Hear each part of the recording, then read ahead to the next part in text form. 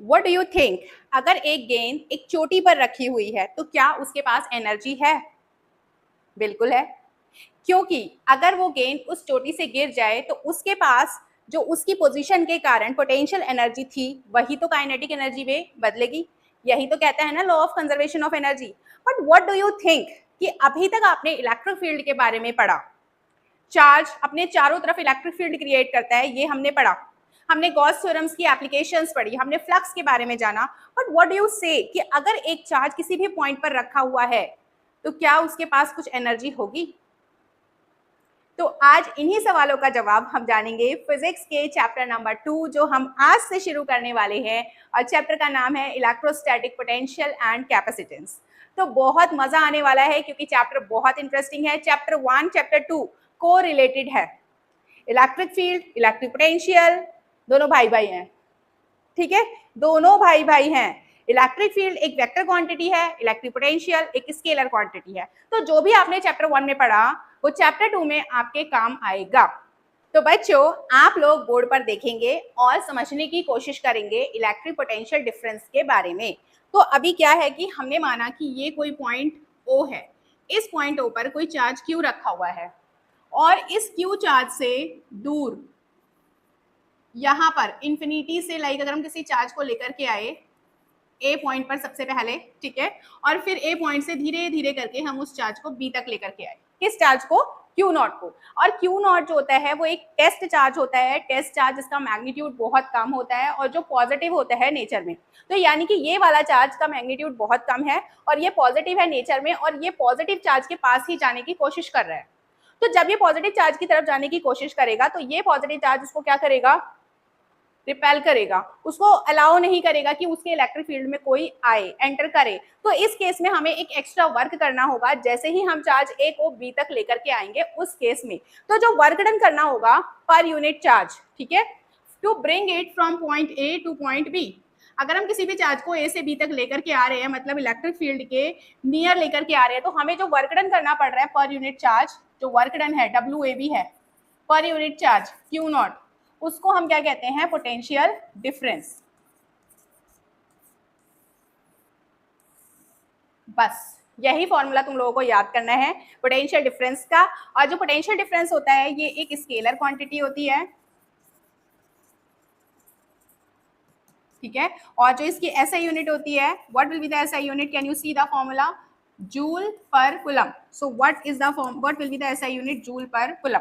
और अगर आप इसका डायमेंशन निकालने की कोशिश करोगे तो क्योंकि W/Q है, तो W का क्या होता है? ml2t-2 डायमेंशन याद करनी पड़ेगी, और Q is IT, I means electric current, electric current की डायमेंशन A होती है और T टाइम की होती है। इनको शॉर्ट आउट करेंगे then we will get the dimension ml2t-3A-1। So this is the dimension for electric potential या इलेक्ट्रिक पोटेंशियल डिफरेंस। दोनों की डायमेंशन सेम होती है। यहाँ पर एक डेफिनेशन तुम लोगों को और दिख रही होगी इलेक्ट्रिक पोटेंशियल की।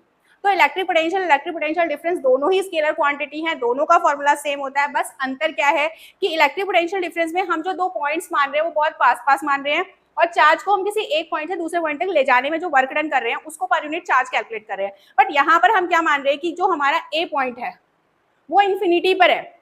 हम क्या बात करेंगे, इस डेफिनेशन को थोड़ा सा चेंज करेंगे कि जो वर्क डन है पर यूनिट चार्ज वो सेम रहेगा। To bring a unit positive charge from infinity to the electric field, ये बोलेंगे from infinity to the electric field. अगर हमने कह दिया तो हम इलेक्ट्रिक पोटेंशियल को डिस्क्राइब कर रहे हैं। शब्दों का फर्क है, बहुत ज्यादा फर्क नहीं है। इलेक्ट्रिक पोटेंशियल डिफरेंस दोनों की डायमेंशन सेम है और यूनिट सेम है, फॉर्मूला सेम है। बस फर्क क्या है कि यूनिट जो पॉइंट्स हैं वो दो पॉइंट्स हैं, अगर उन दोनों के बीच की अगर पोटेंशियल की बात करें, वर्क डन पर यूनिट चार्ज की बात करें कि दो पॉइंट्स के बीच की, तो वो कहलाएगा इलेक्ट्रिक पोटेंशियल डिफरेंस। लेकिन जब हम किसी भी चार्ज को इन्फिनिटी से लेकर के आ रहे हैं, कहां पर? इलेक्ट्रिक फील्ड में लेकर के आ रहे हैं विदाउट एनी एक्सेलरेशन, तो फिर उस रेशियो को हम इलेक्ट्रिक पोटेंशियल कहेंगे। उसको हम V से शो करेंगे, V equal to W/Q। Same unit. ये जो आपने यूनिट निकाली थी V इक्वल टू W/Q से बच्चों, जूल पर कूलम, ये जो आपने यूनिट निकाली, इस यूनिट को हम क्या कहते हैं? The SI unit of electric potential is bolt, bolt बोलते हैं इसको और लिखते हैं ऐसे हैं, ठीक है। और अगर आपसे कोई पूछता है कि what is the definition of one volt, what will you say? Definition of one volt. तो बच्चों आप लोगों को पता है कि V equal to W over Q, that we no.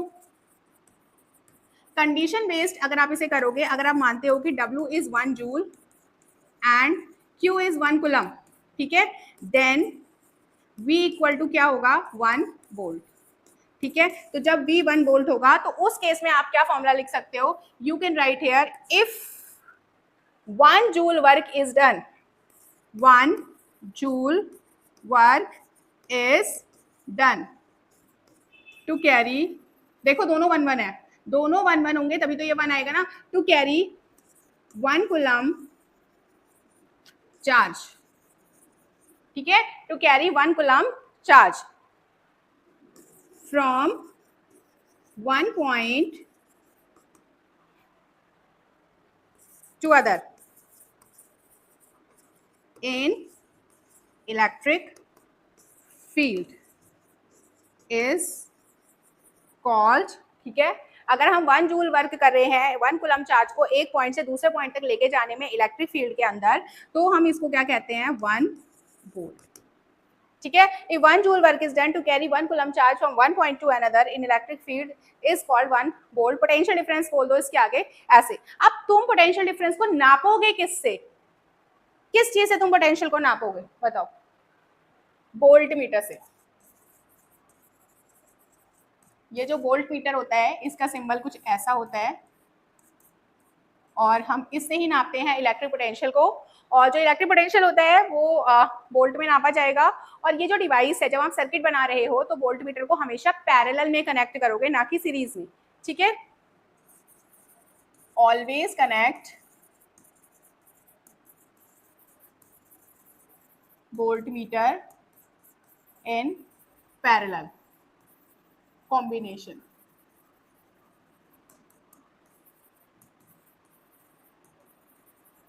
और क्या तुम लोगों ने पढ़ा है कि वोल्ट मीटर का रेजिस्टेंस छोटा होना चाहिए, बड़ा होना चाहिए?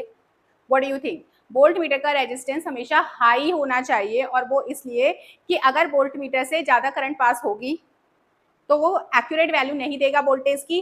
तो अगर वोल्ट मीटर का रेजिस्टेंस, ठीक है, हाई है तो उसे कम करंट पास होगी और वो अच्छे से वैल्यू, एक्यूरेट वैल्यू दे पाएगा, ठीक है। और एक आइडियल वोल्ट मीटर का जो रेजिस्टेंस होता है वो इनफाइनाइट माना जाता है, बट एक्चुअली में नथिंग इज इनफाइनाइट, ठीक है। बट अगर कोई पूछता है कि what is the resistance of the voltmeter, ideal voltmeter, तो what will you say? You will say the, if any voltmeter is ideal voltmeter so its resistance should be infinite.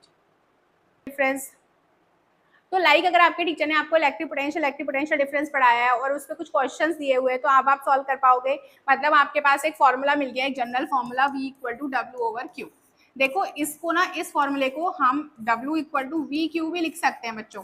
और पता है तुम्हें एक rule बताती हूँ, एक triangle जैसा बनाओ, और कुछ बच्चों को फॉर्मूले याद नहीं रहते तो W equal to V Q ऐसा लिख दो। देखो W equal to V Q. अगर तुम्हें V का फॉर्मूला बनाना है, V का, तो V को छुपाओ, देखो W ओवर क्यू आ रहा है।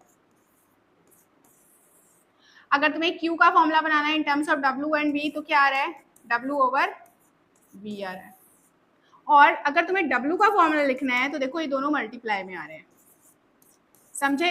तो ये हमारे 1, 2 और 3 फॉर्मूला बन सकते हैं सेम फॉर्मूला से। और ये ट्रिक बहुत ही मज़ेदार है, क्योंकि अगर आपने ये ट्रिक सीख ली तो शायद आज के दिन के बाद, जब आप ये वीडियो देख रहे हो उसके बाद आप फॉर्मूला बनाने में गलती ही नहीं करोगे। लाइक करो, ठीक है।